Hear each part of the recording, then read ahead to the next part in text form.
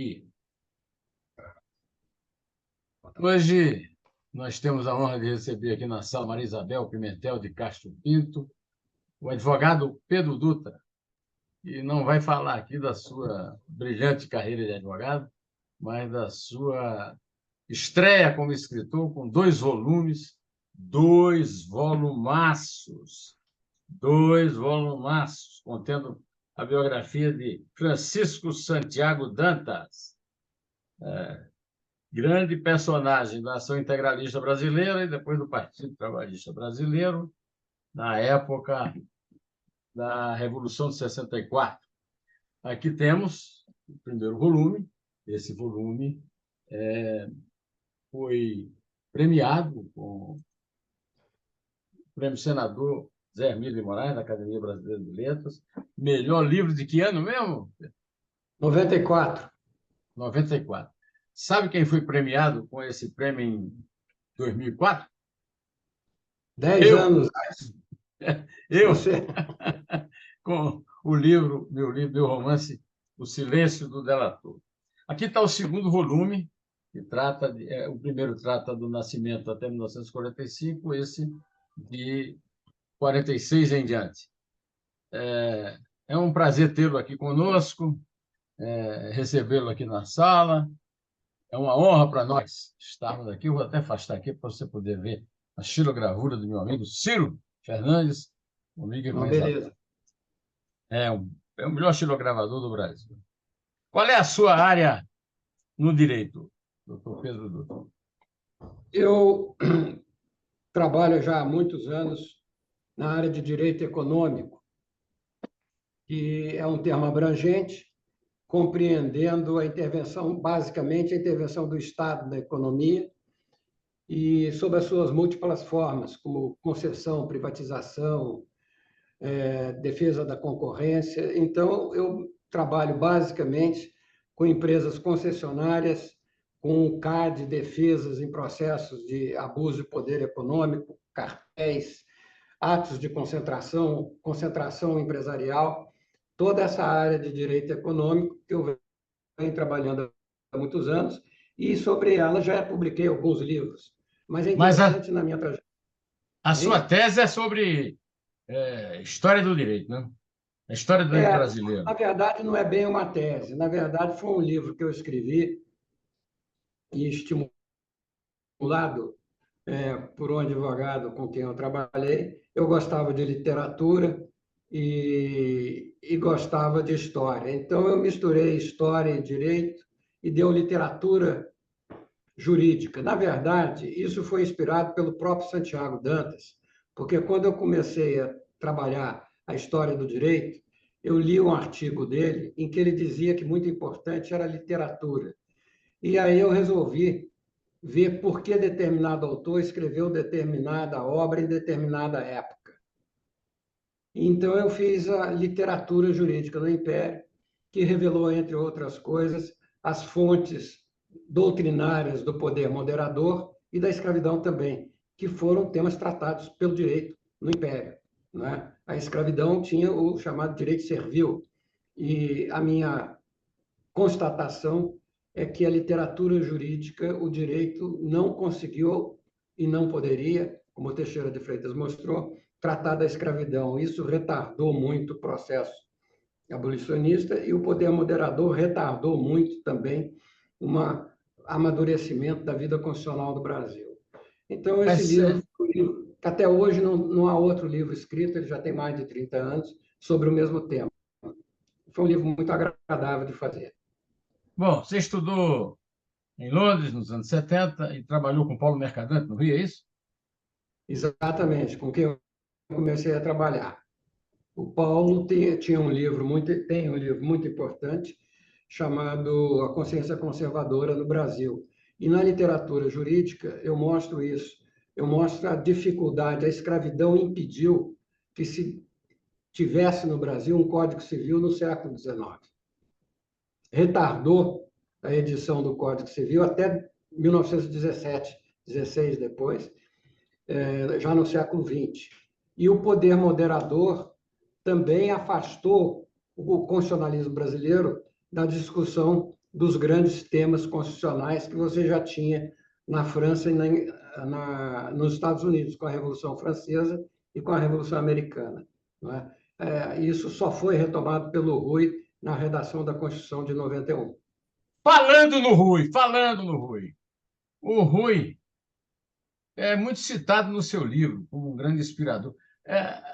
A primeira coisa que me ocorreu vendo as citações do Rui é que, de certa forma, apesar de ter tido uma vida muito mais curta do que a dele, Francisco Santiago Dantas pagou pelo mesmo pecado do Rui, ser inteligente demais, né? Ser inteligente demais não dá muita força para a pessoa na política brasileira, não, né, doutor Pedro Dutra, autor de Olha, A Razão Vencida, Santiago Dantas, A Razão Vencida.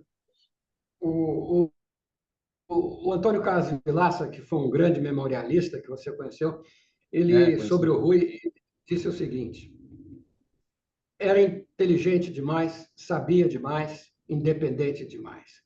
O Rui era um demasiado, não é? Se você quiser usar essa expressão um pouco antiga, mas muito precisa. Agora, o Santiago também sabia muito. O problema é que o saber na política é um saber de outra natureza, não é? O saber do Tancredo Neves, que foi a grande figura política do final do século passado, a partir de 80, a partir de 50 ele já começa a ter uma participação. O discurso dele no enterro do Getúlio em São Borja é um documento histórico, né? Pois é, ele era de grande e de enorme coragem. Exatamente. Não, coragem nunca faltou a ele. Mas o Tancredo tinha um saber político extraordinário. Ninguém lia a política como Tancredo lia. Ele tinha uma visão compreensiva da política. Então, o saber do Santiago e do Rui era, sem dúvida, um saber importantíssimo, que poderia ter dado uma contribuição maior. O Rui deu uma grande contribuição. O Santiago também, mas a contribuição do Santiago ficou submersa. E uma das razões da minha biografia é dar voz ao Santiago, tentar trazer o Santiago para a cena política, de onde ele é sempre afastado. Não é? Se você olhar a historiografia recente, não se fala no Santiago. E o próprio Tancredo, sobre o Santiago, tem uma frase definitiva. No final do regime de 46, Santiago Dantas foi a figura central da política brasileira. Isso dito pelo Tancredo, que faz um grande discurso na morte do Santiago, numa homenagem que ele presta ao Santiago na Câmara Federal. É um discurso notável também, absolutamente notável. Então, o Santiago ficou submerso pelos outros acontecimentos, indevidamente, ao meu ver, não injustamente, mas indevidamente. E, como disse o próprio Vilaça, o Santiago teria sido um perdedor, porque não foi primeiro-ministro, né? Postulou a chefia do gabinete depois do Tancredo e não alcançou. Foi assim que entrou. Como é que entrou Francisco Santiago Dantas na sua vida? Bom, o meu pai foi aluno dele, da primeira turma dele na Faculdade Nacional de Direito, que é a turma de 45. Ele tinha 29 anos quando passou no concurso, o quarto concurso de cátedra, era a quarta cátedra dele, era um fenômeno, e rapidamente tornou-se um grande professor. Era um professor nato. Ele mesmo disse: professor sempre serei. E, de fato, ele era o professor. O Jango chamava de professor, todos o tratavam por professor. Uma meia dúzia de amigos da faculdade o chamavam pelo nome, mais ninguém. E ele marcou esses alunos de uma forma indelével. Então, isso ficou muito vivo. Depois, meu pai foi colega do Tancredo na Assembleia Legislativa em Minas, trabalhou depois com o Tancredo no gabinete da secretária das Finanças em Minas no governo 58 e 60, quando o Santiago se candidata a vice-governador de Minas, e é derrotado. Meu pai o reencontra, então o Santiago sempre foi uma figura muito presente, embora o dele tenha uma recordação muito vaga dele falando na televisão, eu era muito pequeno, mas me lembro o meu pai pedindo silêncio que o Santiago vai falar. Santiago, ministro da Fazenda. Aí ele entrou na minha vida e depois com as aulas magníficas de Direito Civil, por onde eu estudei também. Eu quero também voltar agora a falar de um outro sábio que é pouco falado no Brasil. que está na minha vida e está na sua. Está na minha vida porque foi ele quem me entregou o Prêmio Zé Emílio de Moraes em 2005 na Academia Brasileira de Letras. Doutor Miguel Reale. O Miguel Reale Júnior, empurrando a cadeira de rodas, me deu a honra de ir lá me entregar esse prêmio, na própria academia. E o senhor também trabalhou com o doutor Miguel Reale. Né? Conheci o Miguel Reale, Exato. reitor da USP. Depois tive esse Isso. encontro magnífico na academia. É, É um homem tão sábio, talvez, quanto o vovó Dindinha chamaria o Santiago de Chiquinho, é isso? Do Chiquinho e do Rui. é, é. O Francisquinho, né?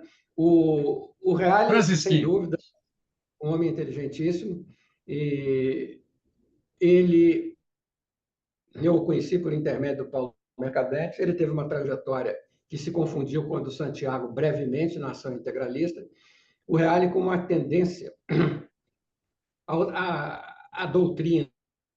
Não, ele foi o grande doutrinador do integralismo no Brasil, não foi o Plínio Salgado. O Plínio Salgado misturava romance, palestras, discurso e tudo, mas o Santiago, o Reale procurou dar uma densidade doutrinária ao integralismo, sobretudo buscando uma fusão entre o integralismo e o nacionalismo brasileiro, do Alberto Torres e tudo, que o Santiago criticaria. Na verdade, no primeiro volume, eu mostro que o integralismo brasileiro não era o fascismo brasileiro. Eu não o vejo assim, e por uma razão muito simples, porque o integralismo era, bem observado, a expressão política da doutrina social da Igreja. Não é? Ele teve aquela expansão extraordinária, chegou a ter 400 a 500 mil adeptos em Não 36, era, não por era conta uma, da potência. não era uma visão fascista, era uma visão carola. Exatamente, era a visão social da igreja, com o papel central da igreja, um conservadorismo de costumes muito forte, não é? E com alguns tons peculiares de um indigenismo, na época se falava indianismo, não é? Uma celebração da vida rural contra a cidade. Era um movimento reacionário nesse sentido estrito da palavra. Ele promovia a reação. O Jackson de Figueiredo, que foi o grande doutrinador desse período, embora não integralista, mas um defensor da igreja veemente, dizia que devia se promover a moderna obra da reação. E o Plínio busca seguir esse caminho, tem o apoio da igreja. Agora, a diferença fundamental, ele, é claro, adotou os adereços fascistas, como camisas coloridas e tudo, mas isso o Francisco Campos também adotou, quer dizer, na Legião do Francisco, a Legião de Outubro do Francisco Campos. Então, isso era da época. Mas, por exemplo, o fascismo claramente era o facho de combatimento, era um partido que queria tomar o poder pela força, como de fato aconteceu, não tanto, mas houve uma guerra civil na Itália entre os fascistas e comunistas, os fascistas saem vitoriosos. Quer dizer, nada disso estava no cerne do integralismo. E com atentados, como o famoso violento atentado contra o Matteotti, né? Que está muito bem descrito no romance dos Curati. Exatamente. O Salvemini e outros também. O Mussolini dizia: o sangue é a roda sonante da história. E quando não estão entendendo a mensagem fascista, a gente bate no crânio até que entenda. Quer dizer, era um conceito de poder, tomada de poder, completamente diferente do integralismo. Agora, eram ambos de direita e tinham como objetivo comum combater o comunismo, o socialismo e mesmo certos aspectos da modernidade, não necessariamente socialista. Esse seu primeiro volume ganhou o prêmio senador Zé Emílio de Moraes, que sumiu, né? Sumiu. Vou até ligar para o meu amigo Pastore para saber o que é que houve com o prêmio Zé Emílio de Moraes. E quanto tempo, né? Eu vou até mostrar de novo aqui uma obra fantástica, olha o tamanho. Quanto tempo o senhor levou escrevendo Santiago Dantas, A Razão Vencida, volume 1, de 1911 a 1945? Olha, é melhor falar dos dois volumes. Isso é uma obra, eu escrevi isso, eu sou biógrafo de fim de semana. Então, se você computar todo o tempo de pesquisa, de redação e tudo, deu 30 anos. 30 anos, os dois Agora, romances, os dois é, volumes. 2 volumes. O primeiro volume ele tem uma característica diferente, porque, como eu disse, o propósito da biografia é dar voz ao Santiago, é trazer o Santiago ao conhecimento do público, mas o Santiago ligado à obra dele, que também foi, não digo consolidada, mas foi toda abordada nos seus elementos principais, e é uma obra muito maior do que se pensava. Tem inúmeros artigos, até publiquei os escritos do Santiago, primeiro volume, desse período. É o par do primeiro volume da biografia. Então, eu tive que ler muita coisa sobre o Santiago, contextualizá-lo, né, na época histórica em que ele escrevia. Isso foi o primeiro volume. No segundo volume, quando ele volta à política em 58, ingressando no PTB, é muito interessante, porque aí eu tive que trabalhar de uma forma diferente, que era a ação política. E isso eu separei cerca de 15 mil notícias de jornal na hemeroteca da Biblioteca Nacional, que é uma coisa extraordinária, e aí eu pude recompor, se não o dia a dia, a semana, e às vezes o dia a dia, às vezes as horas da ação política do Santiago, sobretudo no período de 58 a 64, que é um período intensíssimo, como você sabe, não é? Do final do governo Juscelino até o golpe militar de abril de 64. Então, isso daí mudou um pouco a perspectiva do livro e, e um trabalho maior de pesquisa. Agora, o que é importantíssimo ressaltar e registrar é a qualidade da reportagem jornalística daquele período. Não se Eu pode quero. escrever sobre a história do Brasil sem a hemeroteca da Biblioteca Nacional, porque os repórteres eram absolutamente fabulosos. Está tudo Carlos ali. Castelo Branco, Vilas Boas Corrêa, o próprio Não, Davi esses. Nasser, que não era um bom caráter, era um grande repórter. Não, mas veja, você está falando dos mais conhecidos. Eu estou falando dos anônimos, dos setoristas, por exemplo. O setorista que cobria a Câmara, o setorista do Senado, o setorista do Supremo, da Casa Civil. O Vilas, se eu não me engano, cobria o Senado lá no Palácio Mauá. Pois é. O Castelo também, o Castelo foi repórter. Né? Mas o Castelo já era mais colunista, né? Já mais. Mas você pega as matérias não assinadas, de Eu tenho a página inteira, honra, com um eu ou tenho a dois honra de ter, repórteres trabalhando, são. eu tenho a honra de ter escrito a coluna do Castelo quando ele tirava folga e férias no Jornal do Brasil. Pois é, que é uma coluna importantíssima. Agora, já analítica também, mas eu estou falando do fato do dia a dia, Do dia a dia. do dia a dia que me permitiu, inclusive, retificar vários pontos da trajetória do Santiago, mesmo da trajetória histórica daquele período. Eu quero destacar, antes da gente voltar mais a nossa atenção para o segundo volume, no primeiro volume tem uma história fantástica, porque eu acho que, depois de ler esse seu livro, tenho a obrigação de escrever um livro sobre a história pândega do Brasil, que é o Cordeiro, o general, porque na época não era general, era um capitão, o Cordeiro de Farias, indo lá dar assistência ao presidente Getúlio contra o golpe, e não conseguia passar o portão porque o cadeado estava trancado. Aí o Filinto Miller mandou um policial, o policial deu um tiro no cadeado e aí o Cordeiro entrou. Eu me lembrou porque o Cordeiro foi personagem do outro fato histórico em 61, narrado pelo Flávio Tavares, sobre a rede da legalidade, onde ele ficou remanchando para não ir a Rio Grande prender o Brizola, porque ele não concordava com aquilo. O episódio do Palácio é impressionante, porque o golpe o golpe A integralista, intentona integralista, o putsch, ele chamava o putsch integralista, a o intentona Putsch, era o comunista, de para 35. e mostrando já que o marketing político era muito bem feito. Não é? A coragem do Getúlio. O Getúlio ficou sozinho no segundo andar e o medo dos revoltosos, que eram os pobres soldados da Marinha, alguma coisa assim, que não foram prender o Getúlio. O Getúlio estava sozinho. O Dutra tenta entrar no palácio, recebe um tiro recua, e aí mandam o Cordeiro de Farias. E o Cordeiro de Farias telefona dizendo: a porta do palácio que dava para o campo do Fluminense está trancada, eu não posso entrar. E a Alzira, filha do Getúlio, que era muito corajosa, ligando lá para o Filinto Milho, dizendo: olha, como é que não entram? Não estou entendendo. Até que um delegado de polícia que estava do lado de dentro do palácio dá um tiro na fechadura e aí está tudo resolvido. Todo mundo se rende, porque o Cordeiro entrou com 30 soldados, mas ele parou diante de um portão fechado, que não deixa de ter o seu Ridículo. aspecto icônico, É, né? o Iônico.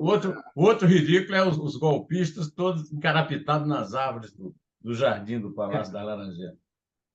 Isso. Dr. Pedro Dutra, autor da grande biografia de Francisquinho Santiago Dantas, qual é a importância do seu personagem hoje no Brasil? O que o senhor acha? Vamos botar logo direto na sua fala. O que é que o senhor acha dos políticos de hoje? Eles estão à altura dos políticos do tempo de Tancredo, Santiago, Prestes, Getúlio, Lacerda? Olha, a resposta não parece ser muito difícil de dizer que havia um nível mais sofisticado da política naquela época. Mas o regime democrático tem isso. Apresentam-se à política determinadas pessoas com determinados objetivos. O que se via naquela época era também uma pouca mobilidade na classe política. Se você pegar a Constituição de 46, você vai encontrar muita gente da Constituição de 34, não é? Da República Velha ainda e tudo. Aquela transferência, aquela evolução, aquela mudança de quadros não era tão rápida. E a política era voltada, atraía quadros muito bem formados, muitas vezes nas universidades e fora delas, você tinha um nível muito bom. O regime militar, como toda ditadura, ele compromete muito a renovação política. Esse é um problema. A ditadura do Getúlio foi assim, tanto que o Getúlio volta em 50, que é a própria, e volta já um homem absolutamente defasado, Preciso lhe cansado. fazer um comentário. O seu livro prova que, na verdade, ele já voltou em 45 como Dutra, candidato a presidente pelo PSD, controlado por ele, né? Mas mas voltou sem dúvida. Ele que elegeu o Dutra, evidentemente. O Dutra foi o único presidente da República que alcançou maioria absoluta, não é? Numa época em que não havia segundo turno. Mas o próprio Getúlio não alcançou. Agora, o Getúlio, quando volta, ele já está defasado, ele já é um homem cansado, antigo, e teve muita dificuldade para lidar com a evolução social e econômica, com a crise econômica que ele não soube debelar ainda no governo dele, que é o processo inflacionário. Mas se você olhar a classe que foi até 64, que tinha grandes quadros, ela também fracassou. E isso o Santiago tem um papel importante, que ele dizia o seguinte: olha, nós temos que combater a inflação. E a esquerda não aceitava o combate à inflação. Brizola, a Frente Nacionalista, ele dizia: é preciso dar alguma racionalidade à questão econômica. Por quê? Porque esse imposto brutal sobre a classe trabalhadora, que é a inflação, vai criar uma estabilidade que vai aglutinar a direita. Foi quando ele tem a frase famosa da esquerda positiva e a esquerda negativa. Esquerda negativa era o Brizola, que o atacava. Santiago, ministro da Fazenda, no primeiro semestre de 63, o grande opositor dele foi o PTB, do qual ele fazia parte. O próprio Brizola e a Frente Popular Nacional, a Frente Parlamentar Nacionalista, que era um grupo de deputados eminentes do PTB e alguns do PSD também, que o atacavam ferozmente. E o PSD também não apoiava. Então, a própria aliança que sustinha o Jango atacava o ministro do Jango, que queria dizer o seguinte: vamos tentar conter a inflação que seja, porque ela vai desarticular a vida econômica do país, vai aglutinar a direita e vem o golpe. E foi o que aconteceu. Então, ele previu isso com grande lucidez. Bom, agora concluindo a sua pergunta política de hoje. Você teve um hiato de 21 anos de formação, de condições de formação de uma nova classe política, e não foi o que aconteceu. Ela não se formou porque ela deixou de ser atraente para grupos que tenham um conhecimento maior, uma representatividade maior de determinadas categorias. E isso não aconteceu. Além de você ter uma lei eleitoral complicada em termos de proporcionalidade e representação também, não é? O que prejudica bastante. Então, não é fácil você ver por que aqueles quadros seriam superiores a esse. Eram superiores, mas não contiveram, não sustiveram como deveriam a República de 46. Eu tive sempre. Deixaram ela se. Eu sou um velhinho cínico, 72 anos, mas eu sempre tive a ilusão que a democracia de 46 foi a melhor democracia que o Brasil teve. Mas o seu livro me limpou essa bobagem na minha mente, mostrando, primeiro, que o Dutra foi uma solução getulista. Aliás, um dos momentos mais ridículos fotografados pelo livro é exatamente a queda do Getúlio. É uma coisa de você chorar de rir, né? E rir e chorar, né? Outra coisa é o seguinte, pô. É o cordeiro que vai pegá-lo no palácio. É o cordeiro que vai anunciar que ele tem que sair. E prometeu um plebiscito que não realizou e tal, mas, sobretudo, o que eles fizeram com o Partido Comunista e com o Prestes, né? Prenderam o Prestes e tornaram o partido ilegal. Então, a democracia de 46, como, aliás, essa nossa atual.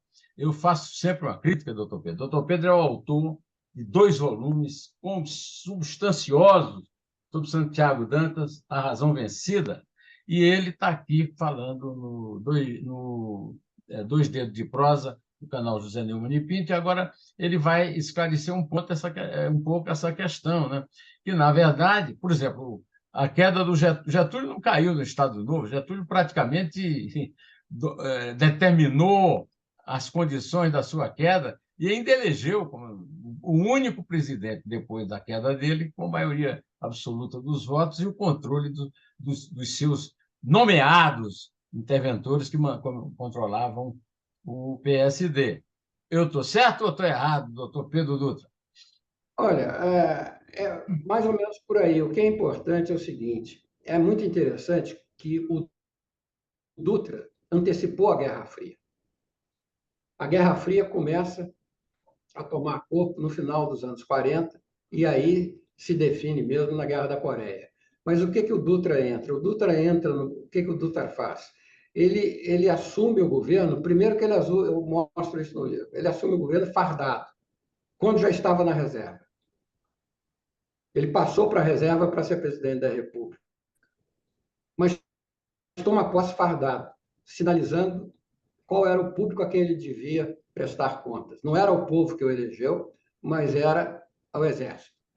E ele tem 2 propósitos dominantes: banir o Partido Comunista, ato que o Santiago fica radicalmente contra, entendeu? Um absurdo, desnecessário, violento, e ele edita um decreto mantendo a política salarial e a política sindical do Getúlio. Ou seja, ele continua não dando liberdade aos sindicatos. Ele mantém a mesma política da ditadura do Getúlio. Então, esses 2 objetivos reacionários, absolutamente reacionários, porque você tinha o exemplo de um pluralismo da ONU que tinha sido criado, né, de liberdade sindical, o Dutra reage a isso e mantém o Estado Novo em pleno regime constitucional. E os parlamentares aceitam aquilo. Um decreto manteve a estrutura sindical. Eles não quiseram mexer. E o grande erro da Constituinte foi justamente não editar as normas que traduzissem, que desse execução às normas constitucionais, às normas ordinárias, às leis ordinárias. Isso foi uma grande falha da República de 46. Quer dizer, é a tentativa de manter mais ou menos o status quo do ponto de vista econômico e social que tinha antes da queda do Getúlio. Então, não houve realmente uma evolução como se esperaria, ou como deveria ter sido feito para modernizar de fato o país. A modernização veio, mas sem uma estrutura social que a acompanhasse. Doutor Pedro Dutra, me diga uma coisa. O Santiago morreu de câncer, já estava doente quando houve o golpe, mas morreu de câncer rapidamente. Ele morreu muito cedo, 50 e poucos anos. Ele morreu muito cedo, ele 53 incompletos, né? Ele ia completar 53, mas ele levou 2 anos e meio entre o diagnóstico e a morte, foram 3 anos de sofrimento que ele enfrentou com grande dignidade. E ele não foi caçado pelo Castelo porque uma parenta de Dona Argentina era também amiga. Não, a história é a seguinte: o Castelo se comporta muito mal com o Santiago. Inclusive, eu mostro isso no livro, quando chega uma lista, provavelmente do alto comando militar, de cassações, está lá o nome do Santiago. E o Castelo diz o seguinte: é o grande responsável por tudo isso e esquerdista por interesse. Isso é uma inverdade, o Santiago não era um esquerdista e jamais por interesse. Não é?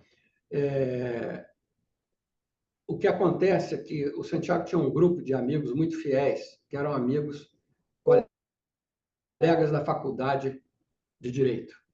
Entre eles, o Hélio Viana, um historiador, depois professor da Faculdade de Filosofia, da qual o Santiago foi diretor, inclusive. O Hélio Viana tinha uma irmã chamada Argentina, que se casou com o tenente Castelo Branco, e o Santiago o conheceu na década de 30 e o chamava de Humberto. Eles se davam muito bem. Quando o Castelo é eleito pelo Congresso presidente da República e as listas de cassações em pleno vigor, o nome do Santiago, como eu disse, aparece. E o Hélio Viana sabe disso, porque saía nos jornais e tudo, e vai ao Castelo e diz o seguinte: olha, ele está morrendo, você não vai caçar o Santiago. E o Hélio tinha uma grande ascendência sobre o Castelo. Ele está morrendo, você não vai caçá-lo. Ou seja, o Hélio, num gesto de amizade, poupou a violência ao cunhado, não é? E, de fato, o Santiago se surpreende, porque não era caçado, o Hélio nunca falou com ele sobre isso, mas ele não foi caçado, ele morreu no exercício, sem ter votado no Castelo. Não votou no Castelo. Ele e o Tancredo, e teve mais um. Foram 3 deputados mineiros que não votaram no Castelo. Tancredo não votou. Em quem Juscelino votou? Em quem Juscelino votou? Era senador. E a bancada do PSD era toda. E o Castelo não votou. E o Tancredo não votou. E foram dizer ao Tancredo que o Castelo era um homem muito lido. O Tancredo disse: lê os livros errados. Muito bom, né? O senhor acha que aquela campanha do Afonso Arinos por Santiago Dantas na Academia Brasileira de Letras fracassou por causa do golpe ou fracassou porque o Santiago não tinha a mesma simpatia dos acadêmicos? Santiago era meio antipático, ou não era? Olha, não é essa os depoimentos que eu tenho. Ele era um homem grave. Ele era um professor, mas muito cordial, muito simpático, risonho. Não era antipático. Ele era um sujeito grave, formal, um pouco distante para quem não o conhecia e quem ele não conhecia. Ele tinha aquele ar grave, sempre teve, desde moço. Mas ele tinha muitos amigos e muitos admiradores e admiradoras, não era antipático. Agora, o Afonso Arinos propôs o nome dele, foi muito bem recebido, mas a melhor resposta à sua pergunta está nas memórias do Jorge Amado. O Jorge Amado claramente disse que ele não foi eleito por causa do golpe. se não tivesse o golpe, ele estava eleito. Entende? Alguns queriam votar ele, foi por um voto. Alguns queriam votar nele, não votaram por conta do golpe. Foi dia 2 de abril a eleição, no dia seguinte ao golpe. E agora o que é interessante é que ninguém se lembra do concorrente. Ninguém sabe, eu nunca ouvi falar naquela pessoa. Bom, eu tenho que terminar aqui, porque o nosso já passou 40 minutos, eu só tinha pedido meia hora por causa dos limites aqui da gravação. Mas eu só quero perguntar assim: qual é o próximo Tour de Force? Bom, eu estou ainda na ressaca do Santiago, entende? Mas uma figura que é muito interessante é a do Tancredo. Grande! É isso aí, tenho boas histórias para lhe contar. Não para uma biografia, mas para um mapeamento político. Eu fui amigo do Tancredo e tenho boas histórias para lhe contar dele, muito boas. Mas, por enquanto, vou agradecer muito todos os ensinamentos que o senhor nos deu nessa nossa conversa e pedir desculpa pelo corte abrupto, porque aí senão eles vão nos cortar. E muito obrigado. Nada, eu que agradeço muito a sua participação depois da leitura que eu fiz do livro e que me trouxe muitas novidades, apesar da minha prática de 52 anos de jornalista. Muito obrigado. Muito obrigado. Grande abraço. Pedro Dutra, advogado, autor desse Tour de Force. Santiago Dantas, A Razão Vencida, 2 volumes. É isso aí. Nos veremos por aí. Abraço. Muito obrigado.